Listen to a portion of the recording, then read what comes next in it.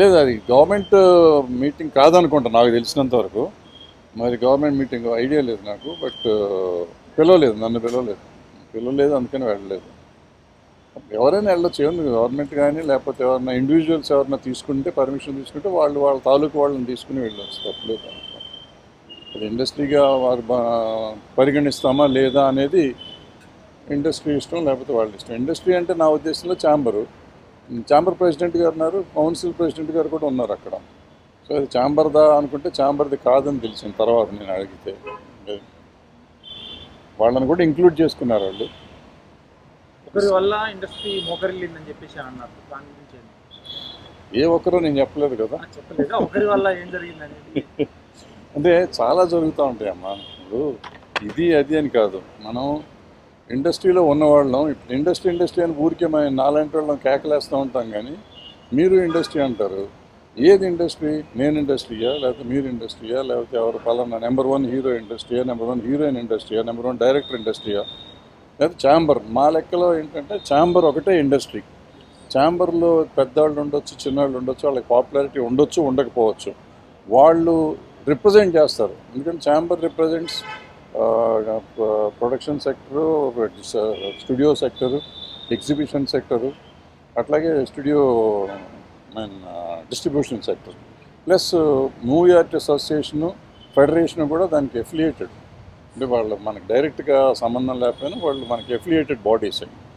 అందుకని అందరినీ సమన్వయం చేసుకుంటానికి ఛాంబర్ ఉంది. ఏది వెళ్ళినా కానీ గవర్నమెంట్ని కలవాలంటే ఛాంబర్ని కలవాలి. అందుకని నిన్న మీరు కలిసిన మీటింగ్ అంటున్నారు కదా, దానికి ఎజెండా లేదు. దానికి ఒక ఎజెండా ఉందంటే ఛాంబర్ పెట్టుంటుంది. అంటే మనం ఇండస్ట్రీ కలిసినట్టు. ఎజెండా లేకుండా కలిస్తే పర్సనల్గా కలిసినట్టు నా ఉద్దేశంలో. లేదు పర్సనల్గా కాదు, పలానా వాళ్ళు చేసుకున్నారంటే, అంటే నేను అనుకోవటం అది ఎఫ్డీసీ చైర్మన్ గారు పిలిచినట్టున్నారు. సో వాళ్ళు పెద్దవాళ్ళు అందరూ సోకాళ్ళు నిజంగా అందులో ఇవాళ సినిమా తీస్తున్న వాళ్ళు అందరూ ఉన్నారు, పెద్దవాళ్ళు అందరూ ఉన్నారు. సో ఇండస్ట్రీకి కొంతవరకు అనుకోవచ్చు. రన్నింగ్ ప్రొడ్యూసర్లు, రన్నింగ్ డైరెక్టర్లు, రన్నింగ్ యాక్టర్లు అందరూ ఉన్నారు. ఓన్లీ గిల్డ్ వాళ్ళు మాత్రమే వెళ్ళారనేది ఒక దాని పేరు చెప్పకుండా అదే చెప్పాను. మీరు అన్నది అదే. సార్, ఇండస్ట్రీకి గవర్నమెంట్కి మధ్య బాగా దూరం పెరిగింది ఇటీవల జరిగిన కొన్ని ఇన్సిడెంట్స్ వల్ల. ఆ దూరాన్ని తగ్గించుకోవడం కోసమే వీళ్ళందరూ అక్కడికి వెళ్ళారంట. అంటే బయట అట్లుంది, మీరేమంటారు? నేను కూడా అదే అనుకున్నాను. అంటే వెళ్తే మంచిదే కదా. ఇప్పుడు నేను ఆల్రెడీ మొన్న పెట్టిన వీడియోలో పెట్టాను, పెద్దవాళ్ళంతా వెళ్ళి ముఖ్యమంత్రి గారితో మాట్లాడి చేసుకోవాలనుకున్నాను. దానికే వెళ్తున్నారు, సెట్ అయిపోతుంది అనుకున్నాను. నిజంగా సెట్ అయిపోయింది. నిజంగా అయితే ఆ ఇష్యూ వరకు అయితే సెట్ అయిపోయింది.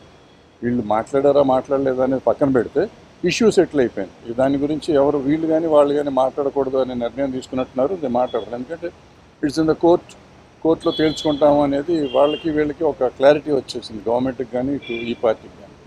సో ఇక దాని గురించి క్లోజ్ అయిపోయింది.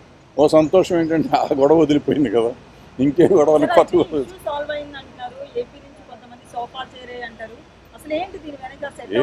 అంటే ఏపీ నుంచి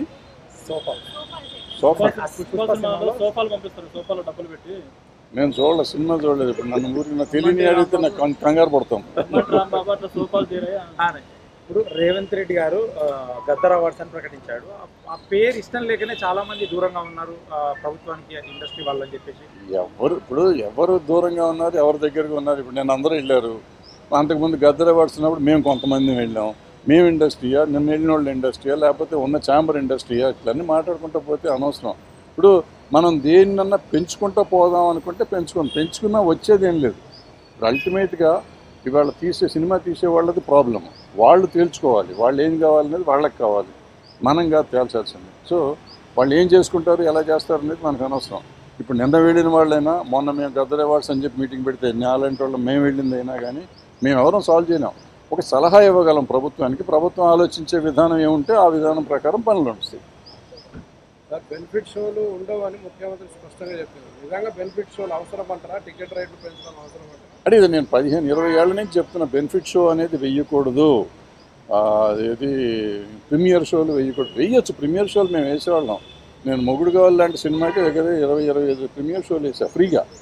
అక్కడ మన జనానికి మెడ్రాస్లో ఉన్న వాళ్ళందరికీ చూపించేసాం సినిమా. ప్రీమియర్ షో వేరు, బెనిఫిట్ షో ప్రీమియర్ షో అంటే ఆల్మోస్ట్ ఫ్రీగా చేసేవారు. ఇప్పుడు ప్రీమియర్ షోలు అంటే దాన్ని డబ్బులు చేసుకున్నారు, దాన్ని క్యాష్ చేసుకున్నారు. అది మొన్న అంతకుముందు వీడియోలో నేను పెట్టాను. మనకి సినిమాకి తేడా వచ్చేది ఒక 100 కోట్లు. హిట్ సినిమాకి, ఫ్లాప్ సినిమాకి అయితే ఫ్లాప్ అయితే ఏ రూపాయి తేడా రాదు. టికెట్ రేట్ పెంచినా తేడా రాదు, టికెట్ రేట్ తగ్గించినా తేడా రాదు. సో ఈ పెంచిన 100 కోట్లు వచ్చిందంటే 1000 కోట్లు చేస్తుంది సినిమా. 1000 కోట్లు చేసిన సినిమాకి 100 కోట్లు తగ్గితే కొంపే మనకు. ఎందుకంటే వీళ్ళు 500 కోట్లు మించి సినిమా తీయలేము మనం, ఎంత ఖర్చు పెట్టినా కానీ. అంటే 1000 కోట్లు చేస్తే 500 కోట్లు ఆల్మోస్ట్ ప్రాఫిట్ ఉంటుంది. 100 కోట్లు తగ్గినందుకు 400 కోట్లతో సాటిస్ఫై అవ్వమా, లేదు ఈ 100 కోట్లు కూడా ఆంధ్ర తెలంగాణ ప్రజల మీద వెయ్యాలా అనేది ఆలోచించుకోవాల్సింది పబ్లిక్ ఆలోచించాలి, ప్రొడ్యూసర్లు ఆలోచించాలి, ఆర్టిస్టులు ఆలోచించాలి, డైరెక్టర్లు ఆలోచించాలి. దీనికోసం మనం ముఖ్యమంత్రుల దగ్గరికి వెళ్ళి దేహి అని అడుక్కోవటం అనేది తప్పు అనేది నేను గతంలోనే చెప్పాను, ఇప్పుడు చెప్తాను, ఎప్పుడు చెప్తాను. మరి ఇప్పుడు మొన్న జరిగిన చర్చల్లో కేవలం పెద్ద సినిమాల చర్చలు మాత్రమే జరిగినాయి, చిన్న సినిమాలకు సంబంధించిన చర్చ జరగలేదని చిన్న సినిమాల నిర్మాతలు అంటున్నమాట. మీరేం చెప్తారు? అంటే ఇప్పుడు ఏ సినిమాలు అనేది ఏం లేదు, అక్కడ ఇంటర్నేషనల్ స్టాండర్డ్లో సినిమాలు తీయాలి అనేది మనకు ఉంది. ఆల్రెడీ ఇంటర్నేషనల్ స్టాండర్డ్ ఇవ్వాలి. పుష్పం ఉంది, మొత్తం ఆల్ ఇండియా రికార్డ్స్ అన్ని బ్రేక్ చేసింది.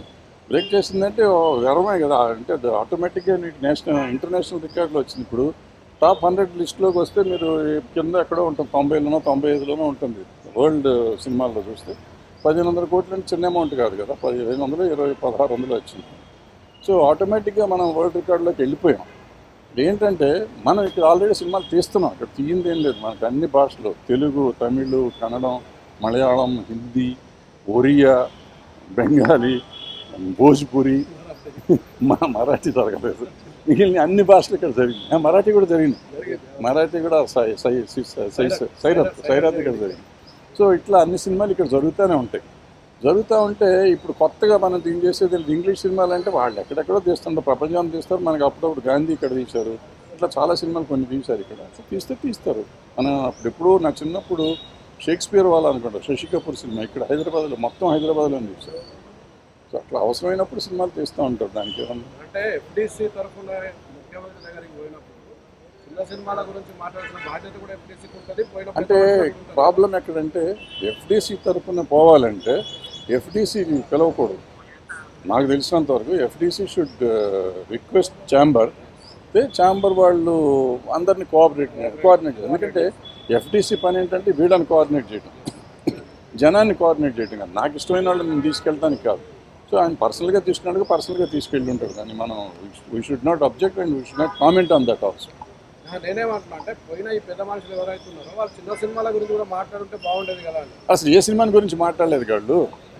మీరు మాట్లాడి ఉంటే నువ్వు దాని గురించి మాట్లాడాలా, దీని గురించి మాట్లాడాలి. మాట్లాడారు, ఆయన చెప్పారు, వీళ్ళు విన్నారు, మీరు బ్రహ్మాండంగా చేస్తున్నారు సార్ అన్నారు, అయిపోయింది. అంత మట్టుకే కార్డియల్ రిలేషన్షిప్ కోసం వెళ్ళినట్టు అనిపించింది నాకు. ఆయనకి నాలాంటి వాళ్ళు, పని లేని వాళ్ళు చాలామంది కూర్చొని ఇక్కడ ఐస్ ఉంది, కంపు మునిగిపోయింది, ఐస్ బ్రేక్ చేయాలి ఎవడన్నా అని అంటే బ్రేక్ చేస్తానికి వెళ్ళారు, బ్రేక్ చేస్తారు, ఐస్ బ్రేక్ అయిపోయింది. ఇప్పుడు హ్యాపీగా ఉన్నారు అందరూ. ఏపీలో ఎట్లాంటి సిచ్యువేషన్ ఉందనుకుంటారు? సినిమా ఇండస్ట్రీకి ఉన్న రిలేషన్స్ బాగానే ఉంటుంది. ఎప్పుడు ఏపీలో ఏముంటుంది అంతా బాగానే ఉంటుంది. కానీ వాళ్ళ కోపం వస్తే వాళ్ళు కూడా టికెట్ రేట్లు పెంచమంటారు అంతే మ్యాక్సిమం. రేవంత్ రెడ్డి గారు మొన్న మీటింగ్లో సినిమా వాళ్ళంతా ప్రభుత్వ పథకాలకి అలాగే సామాజిక కార్యక్రమాలకి సపోర్ట్ చేయాలని అన్నారు. కులగణన సర్వే ఇలాంటి వాటికి మేము ఎలా సపోర్ట్ చేస్తామని కొంతమంది ఇండస్ట్రీ వాళ్ళు అడిగారు. ఇవన్నీ అంటాం కానీ అమ్మా, ఇప్పుడు అల్లు అర్జున్ ఎప్పుడో నా చిన్నప్పుడే చేశాడు. సుకుమార్ డైరెక్షన్లో సినిమా షార్ట్ ఫిల్మ్ చేశాడు, సామాజిక స్పృహతో చేసింది. ఎన్టీఆర్ ఏదో చేశాడు, చిరంజీవి గారు ఏదో చేశారు. గొంతు పోతుందా ఇంతకంటే ఎక్కడ అరుస్తాను, ఇంకా అరిస్తే తిట్టానంటారు మళ్ళీ. అల్లు అర్జున్ గారు సుకుమార్ గారు సినిమా చేశారు, షార్ట్ ఫిల్మ్ చేశారు, చాలా బాగా అద్భుతమైన సినిమా అది. అట్లాగే ఎన్టీఆర్ గారు రెండు సినిమాలు చేశారు షార్ట్ ఫిల్మ్స్ ఈ సోషల్ కాజ్ మీద. అట్లాగే చిరంజీవి గారు చేశారు. సో చేసే వాళ్ళంతా చేస్తూనే ఉన్నారు, చేయట్లేదు అనేది కాదు. పుష్ప సినిమాకి కూడా అల్లు అర్జున్ గారు ఏదో సినిమా షార్ట్ ఫిల్మ్ చేసినట్టున్నారు డ్రగ్స్ మీద. సో మనం చేసే పని మనం చేస్తూ ఉంటాం. గవర్నమెంట్ మంచి పని చేస్తూ ఉంటే మనం సపోర్ట్ చేయడం తప్పే లేదు, చేసి తీరాలి కూడా. ఇట్స్ మన డ్యూటీ. మనం సినిమా తీసి డబ్బు సంపాదించడం కాదు, సమాజానికి ఎంతో కొంత వికాసం కలిగించారు. 1 minute 1 second మనం 1 minute మాట్లాడితే కొంప మునిగేది ఏం లేదు, చేసి తీరాలి. వాళ్ళు అడిగా అసలు నేను రేవంత్ రెడ్డి గారు పెట్టినప్పుడు నేను ఫస్ట్ అబ్జెక్ట్ చేశాను. అబ్జెక్ట్ అంటే నేనేమన్నానంటే మీరు సినిమా తీసినప్పుడు చేయండి అన్నారు. అది నేను అబ్జెక్ట్ చేసి ఆ రోజు చేసి ఈ రోజు కూడా చెప్తున్నాను. సినిమా తీసినప్పుడు కాదు, ప్రతి ఆర్టిస్టు దీని గురించి చేసేయండి ఒకసారి. సినిమాకి ఎందుకు చేయాలా, చేసుకోండి. ఒక సినిమా ఏ సినిమాకి ఆ సినిమా కావాల్సింది చేసుకుంటూ ఉండండి అని నా ఉద్దేశం. ఎందుకంటే అందరూ బాధ్యత ఉండాలి. నా సినిమా ఒక 4 ఏళ్ళు రిలీజ్ అవ్వలేదు అనుకోండి, నేను చెయ్యక్కర్లేదా? నేను కూడా చెయ్యాలి అనేది నా పాయింట్. ఎవరు చేసినా చేయకపోయినా ప్రతి మనిషి, ప్రతి ఆర్టిస్టు, మార్కెట్ ఉన్న ఆర్టిస్టు, ప్రతి వాళ్ళు ఈ వీడియోలు చేయాలి అనేది మంచి ఉద్దేశం, మంచి పాయింట్లో అయితే చెయ్యాలి. అనవసరమైనటికి చేయక్కర్లేదు, అవసరమైనటికి చెయ్యాలి. సార్ అయితే మీటింగ్లో జరిగింది ఒకటి, బయటకు వచ్చి దిల్రాజు చెప్పింది ఒకటి అని బాగా వైరల్ అవుతుంది. ఏది వాస్తవం అంటారు సార్? నేను వెళ్ళలేదు కదా, నాకైతే వాస్తవం తెలుస్తుంది. మీ వాళ్ళు మీకు చెప్తారు కదా. వాళ్ళంతా హ్యాపీగా ఉన్నామని చెప్పారు. బెస్ట్ మీటింగ్ అన్నారు. అంటే ఎజెండా లేని మీటింగ్ కాబట్టి డెఫినెట్గా బెస్ట్ మీటింగ్ అవుతుంది. ఎందుకంటే వీళ్ళకి ఒక పాయింట్ లేదు, వాళ్ళకి ఒక పాయింట్ లేదు. వాళ్ళు కొన్ని మంచి విషయాలు చెప్పారు, వీళ్ళు కొన్ని మంచి విషయాలు చెప్పారు. కాబట్టి అద్భుతమైన మీటింగ్ అది. ఎవ్వరికి ఏ రకమైన బాధ లేకుండా జరిగింది, అద్భుతంగా జరిగింది. అయితే సీఎం గారు మాట్లాడుతూ 8 సార్లు మా దగ్గరికి వచ్చారు సినిమాల కోసం, మేము రేట్లు పెంచాము మేము గవర్నమెంట్ ఫామ్ అయిన తర్వాత, కానీ మీ నుంచి మాకు రిటర్న్ ఏం లేదు. కాదు, అది కాదు. ఏమన్నారంటే నాబోటి పని లేని వాళ్ళు కొంతమంది లంచం తీసుకుని టికెట్ రేట్లు పెంచారు అని చెప్పారు అని మీడియాలో ఎక్కడో చెప్పారు. చెప్తే ఆయన 8 జీవోలు వేసి ఈ 8 జీవోల్లో ఎవరు ఇచ్చారో నాకు చూపించండి అని అడిగారు. నాకు తెలిసింది ఇది. సో ఎవరు ఇవ్వలేదు కాబట్టి అందరూ నోరు మూసి కూర్చున్నారు. సార్ ఫైనల్గా ఇండస్ట్రీకి అంటే తెలంగాణ గవర్నమెంట్ వచ్చి 1 year అయింది. ఇండస్ట్రీ ఎలాగ అనుకుంటున్నాం ఇప్పుడు ఈ ఇండస్ట్రీ గవర్నమెంట్ దగ్గర పడడానికి 1 year ఎందుకు పడుతుంది? ఇండస్ట్రీ గవర్నమెంట్ దగ్గరికి వెళ్ళాల్సిన అవసరం ఏమన్నా, ఏం పని ఉంది వాళ్ళకి? సమస్యలు ఉంటే వెళ్ళాలి. సమస్య ఏంటి? ఇప్పుడు నేను వెళ్ళిన సమస్య కోసం వెళ్ళలేదు కదా. నేను పలానా సమస్యకి వెళ్ళారని ఎవరినైనా చెప్పానండి ఒకళ్ళు. అంటే చంద్రబాబు నాయుడు ముఖ్యమంత్రి అయితే, పవన్ కళ్యాణ్ ఉప ముఖ్యమంత్రి అయితే ట్రీట్లు పెట్టిన మీ ఇండస్ట్రీ తెలంగాణ ముఖ్యమంత్రి దగ్గర పడడానికి సముద్రం ఎందుకు పట్టిందని నా క్వశ్చన్. అమ్మ ఎప్పుడు ఎవరిని విష్ చేయమమ్మా. ఇప్పుడు ఊరికి అనవసరంగా వాళ్ళకి చేశారు, వీళ్ళకి చేశారు, వీళ్ళకి చేయలేదు, వాళ్ళకి చేయలేదు అని మనం అంటే, ఇంతకుముందు ఎప్పుడు ఎన్టీ రామారావుకి చేశారా, నాగేశ్వరరావుకి చేశారా, సోమబాబుకి చేశారా, కృష్ణ గారికి చేశారా, చిరంజీవి గారికి చేశారా, బాలకృష్ణ గారికి చేశారు. ఎవరికి చేసాము? ఎవరు చేయలేదు. వాళ్ళు చేయలేదు, వీళ్ళు చేయలేదు. అంటే జనరల్గా ఇప్పుడు ఏమైపోయిందంటే ప్రతిదాన్ని మనం ఎక్కువ భూతద్దంలో చూడటం మొదలెట్టాం. అంతే తప్ప పలానా వాళ్ళు చేశారు, పలానా వాళ్ళు చేయలేదు అనేది ఏం లేదు. ఇప్పుడు ఏమైంది, బేసిక్గా చాలా వరకు సెక్షన్ అయిపోయింది. ఒక వర్గం, ఒక పొలిటికల్ పార్టీ సైడ్స్ వెళ్ళిపోయినాయి జనం. సో నేను ఒక పొలిటికల్ పార్టీలో ఉన్నాను అనుకోండి, మా నాయకుడికి నేను హ్యాపీ బర్త్డే చెప్తాను. ఇక్కడ ఈ పార్టీ ఉంటే ఇక్కడే చెప్తూ ఉంటారు. ఇప్పుడు ఈయనకి కావాల్సిన వాళ్ళు వీళ్ళకి చెప్తారు, వాళ్ళకి కావాల్సిన వాళ్ళు చెప్తూ ఉంటారు. అంతే తప్ప అందరూ చెప్పారు ఇది ఇండస్ట్రీ అనుకుంటే కాదు. హైదరాబాద్లో గవర్నమెంట్తో ఇబ్బంది ఉంది కాబట్టి ఆంధ్రాకి వెళ్ళిపోదామనే ఆలోచనలు అట్లాంటి చర్చలు జరిగినాయి సార్ ఇండస్ట్రీలో? నాకు తెలిసి ఏం జరగలేదు. ఎవరిని వెళ్తే హ్యాపీగా వెళ్ళి రావచ్చు, తప్పేం లేదు. పంపేం మునిగింది ఇప్పుడు ఇక్కడ ఏమీ జరగదు. మొత్తం ఇండస్ట్రీ అంతా ఇక్కడ ఉంది. ఇవాళ ఇక్కడి నుంచి ఎవరిని వెళ్ళాలంటే మనకు అక్కడి నుంచి ఇక్కడ తీసుకొస్తాను 40 ఏళ్ళు పైన పట్టింది మాకు. వీళ్ళు ఇక్కడి నుంచి వెళ్తామంటే వెళ్ళేవాళ్ళు. ఇప్పుడు ఎట్లాగో ఉంటుంది అక్కడ. సినిమా అక్కడ తీయకుండా ఉండలేము. ఆంధ్రాలో మనకు కొన్ని కావాలంటే, సముద్రం కావాలంటే ఇక్కడ తేలేం కదా, అక్కడికి వెళ్ళి తీస్తాము.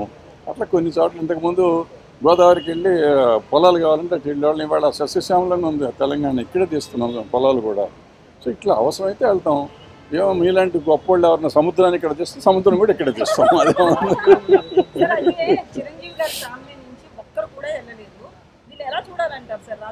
ఎలాగో చూడక్కర్లేదమ్మా.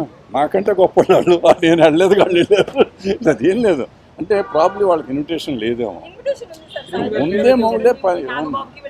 ఉందేమో వాళ్ళకు ఉండే పనులు వాళ్ళకి ఉండొచ్చు కదా. ఇప్పుడు పిలిచిన వాళ్ళంతా కంపల్సరీగా వెళ్ళాలని రూల్ లేదు. ఇక పిలవని వాళ్ళు కూడా పిలవకుండా వెళ్ళాలని రూల్ లేదు. పిలవకుండా కూడా కొంతమంది వెళ్ళి ఉంటారు. అట్లా అది లేదు, ఇది లేదు. సో డెఫినెట్గా వాళ్ళని గుర్తించి ఉంటారు, మీరు చెప్పినట్టు పిలిచే ఉంటారు. రకరకాల సమస్యల్లో వాళ్ళు ఇల్లు ఉంటారు. ఏంటనేది నాకు తెలియదు. ఇస్తారు, ఈ సంవత్సరం ఇస్తారు, గ్యారంటీకి అవార్డులు అయితే ఇస్తారు. ఎప్పుడు ఇస్తారు నాకు ఇంకా తెలియదు, కానీ గ్యారంటీకి ఇస్తారు. చిల్డ్రన్ ఫిల్మ్ ఫెస్టివల్ ఎందుకు అయితే సెంట్రల్ గవర్నమెంట్ మనకి సంబంధం లేదు. హబ్గా హైదరాబాద్ పెట్టారు, మన వాళ్ళు ఎవరు వెళ్ళట్లేదు. పర్మనెంట్ హబ్ గానే హైదరాబాద్ మన పర్మనెంట్ హబ్ తీస్తారు కదా.